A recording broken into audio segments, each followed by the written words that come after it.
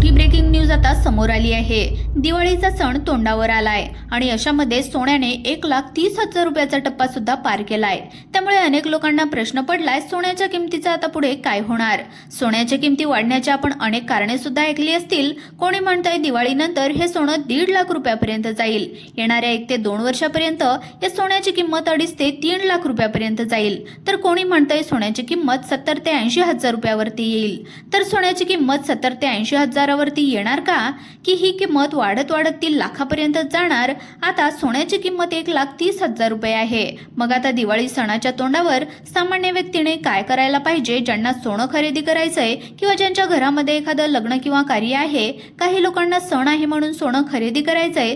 सध्या सोन्याची किंमत आजच्या घडीला 24 कॅरेटची 1,30,000 रुपये एवढी आहे। मग 1 लाखाच्या वरती गेलेलं सोनं आता खरेदी करायचंय का, किंवा मग सोन्याची किंमत कमी होण्याची आपण वाट पाहायची का, आणि जर आपण वाट सुद्धा पाहिली तर किती दिवस थांबायचंय।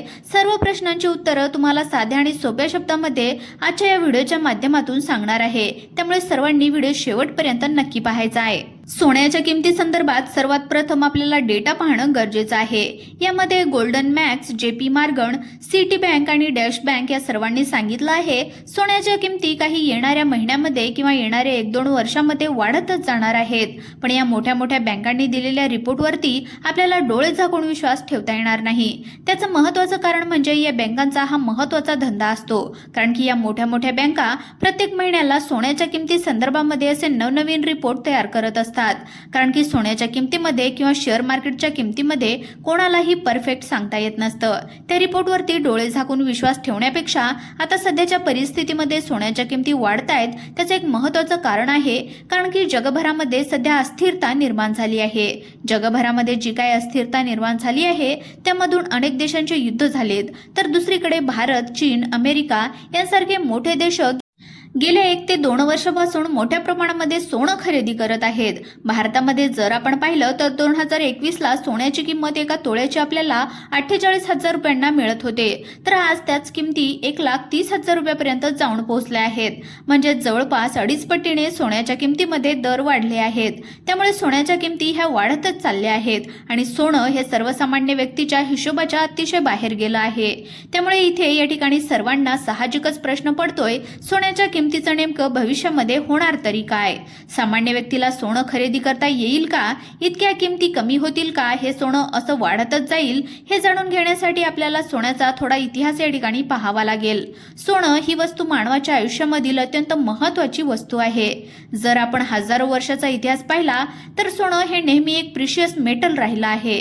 माणसाला सोन्याची किंमत ही खूप पहिल्यापासूनच मागील आपण जर 100 वर्षाचा इतिहास या ठिकाणी पाहिला तर त्यावरून एक गोष्ट या ठिकाणी लक्षात येते, वाढलेल्या सोन्याच्या किमतीमध्ये देखील अनेक वेळा घसरण झाली आहे। जसं की 1980च्या दशकामध्ये सोन्याची किंमत घसरली होती, 2011ला सोन्याची किंमत घसरली होती आणि त्यानंतर पुन्हा 2013ला सोन्याची किंमत घसरली होती। पण इथे एक गोष्ट लक्षात घ्या, ज्यावेळेस सोन्याची किंमत कमी होते तर त्या फक्त काही महिन्यांसाठी कमी होत असतात किंवा जास्तीत जास्त वर्षभरासाठी कमी होतात। त्यानंतर सोनं पुन्हा उभारी घेतं आणि पूर्वीच्या किमती सुद्धा ते पार करतं। आजपर्यंत सोन्याचा इतिहास राहिला आहे। यामध्ये आपल्याला एक अपवाद सांगता येईल, तो म्हणजे 1980च्या दशकामध्ये घडलेला। या काळामध्ये सोन्याच्या किमती भरपूर प्रमाणामध्ये कमी झाल्या होत्या आणि त्या किमती जास्त काळासाठी स्थिर राहिल्या होत्या। म्हणजे यावरून आपण मागील 100 वर्षाचा इतिहास पाहून आपण असं म्हणू शकतो, सोन्याच्या किमतीमध्ये येणाऱ्या काळामध्ये थोडाफार चढ उतार जरी झाला, जास्त काळासाठी जर आपण आपल्याकडे सोनं ठेवत असो तर त्यामध्ये सोन्याच्या किमती ह्या वाढतच जातात। अगदी 5-10 वर्षाचा कालावधी जरी आपण पकडला तरी या 5 ते 10 वर्षाच्या कालावधीमध्ये सोन्याच्या किमती कमी होण्याऐवजी वाढतच जातात। पण यामध्ये सर्वांना दिलासा देणारी गोष्ट म्हणजे आपण आता सांगताना अगोदरच सांगितलं, एक असा टायमिंग असतो ज्यावेळेस सोन्याच्या किमती कमी होतात। मग तो टायमिंग 6 महिन्यांनी येऊ शकतो किंवा अजून जास्तीत जास्त 8 महिन्यामध्ये येऊ शकतो। त्यावेळेस सोन्याच्या किमती कमी होणार आहेत।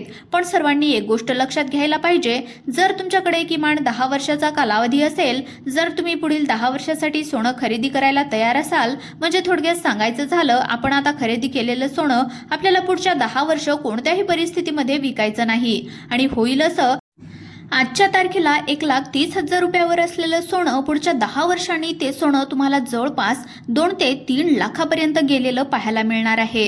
कारण की अशा प्रकारचा डेटा सध्या उपलब्ध आहे आणि आपण त्याच्यावरती विश्वास सुद्धा ठेवू शकतो. दुसरी एक गोष्ट म्हणजे सोन्यावरती आपल्याला एक ॲडव्हान्टेज मिळत असतो, तो म्हणजे सोन्यावरती मिळतं ते म्हणजे गोल्ड लोन. सोनं हे लिक्विड फॉर्ममध्ये असणारं एक ॲसेट आहे असं आपण नेहमी म्हणत असतो. कधी पण पहा, आपल्याकडे जर सोनं असेल आपल्याला त्याचे पैसे लगेच मिळत असतात. जेव्हा आपल्या घरामध्ये आर्थिक अडचण निर्माण होते तेव्हा आपण ते सोनं विकत नाही, त्याच्यावरती अनेक लोक लोन काढत असतात आणि त्या लोनच्या पैशातून आपलं काम पूर्ण करून घेतात. यामध्ये सर्वात चांगली गोष्ट म्हणजे सोन्यावरती आपण जे काही लोन काढतो त्याला सर्वात कमी व्याजदर असतो. त्यामुळे प्रत्येक व्यक्तीला आर्थिक अडचणीमध्ये सोन्यावरती लोन काढणं हा पर्याय खूप चांगला वाटतो. म्हणजे याच्यातून एक सिद्ध होते, आपण कधीही सोन्यामध्ये घातलेले पैसे आपले कधीच अडकून राहत नाहीत. त्यामुळे शक्य झालं ज्या व्यक्तींना आता सोनं खरेदी करायचंय त्याने सोनं खरेदी करायला हवं. सोन्याची किंमत तर कमी होणारच आहे, पण ती ठराविक कालावधीसाठी होणार. नंतर पुन्हा सोन्याचा भाव दुपटीने वाढणार. सोन्याची सध्याची किंमत 1,30,000 रुपये आहे, मग ती कमी होऊन 1,15,000 रुपये होणार. तेव्हा सोन्याची किंमत आता डायरेक्ट 1 लाखाच्या खाली येणार. याबद्दल कोणीही सांगू शकत नाही. एक गोष्ट मात्र याच्यातून आपल्याला समजू शकते, येणाऱ्या पुढच्या 10 वर्षांमध्ये सोनं हे वाढतच जाणार आहे. सोन्याची किंमत ही 5 लाख रुपयापर्यंत जाणार, हे 100% खरं आहे. आता सर्वात मोठा प्रश्न, सोन्याची किंमत कमी होण्याची वाट पाहायची का आताच्या परिस्थितीमध्ये सोनं खरेदी करायचंय? तर यामध्ये 2 प्रकारची लोक मार्केटमध्ये आहेत. पहिले म्हणजे इन्व्हेस्टर आणि दुसरे आहेत ते म्हणजे सामान्य लोक.